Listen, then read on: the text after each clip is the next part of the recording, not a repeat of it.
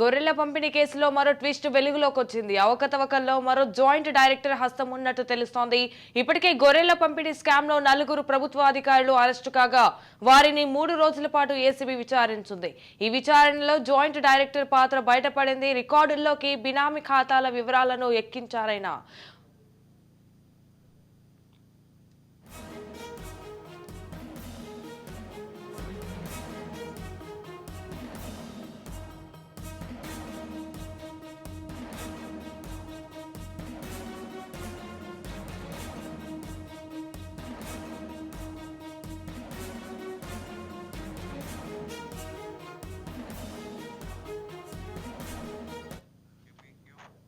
మెయినుద్దీన్ నుంచి లక్షల రూపాయలు ఫేవర్ గా తీసుకున్నాడు జాయింట్ డైరెక్టర్. దీంతో జాయింట్ డైరెక్టర్ కు ఏసీబీ నోటీసులు ఇచ్చి విచారించనుంది.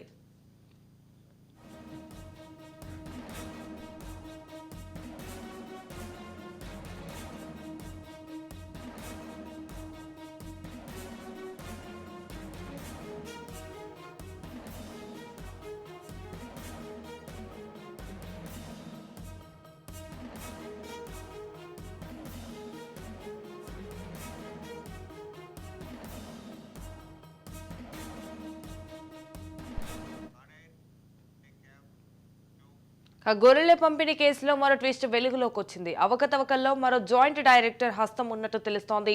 ఇప్పటికే గొర్రెల పంపిణీ స్కామ్ లో 4 ప్రభుత్వాధికారులు అరెస్టు కాగా వారిని 3 రోజుల పాటు ఏసీబీ విచారించింది.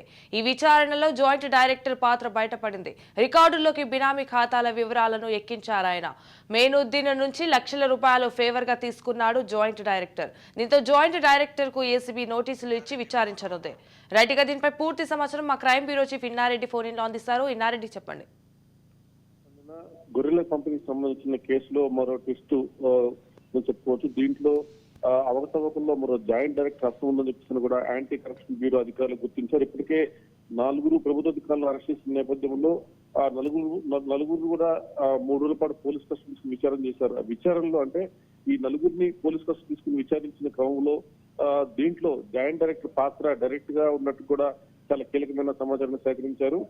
ఇదే కాకుండా ఈ రికార్డులోకి బినామీ ఖాతాలోకి ఎక్కించి దాని ద్వారా డబ్బులు డ్రా చేసినట్టు కూడా చాలా స్పష్టమైన ఆధారాలు సేకరించారు. అయితే మొయినుద్దీన్ నుంచి దాదాపుగా లక్షల రూపాయలను ఫేవర్ గా తీసుకున్నట్టు జాయింట్ డైరెక్టర్ చెప్పే వ్యవహారం కాకుండా రైతుల డబ్బులు కొట్టేసి ఈయన విదేశాలకు పోయినట్టు తెలుస్తా ఉంది. సో మొత్తంగా ఇతడి కుమారుడు విక్రమ్ కూడా దీంట్లో ఇన్వాల్వ్ అయి ఉన్నాడు.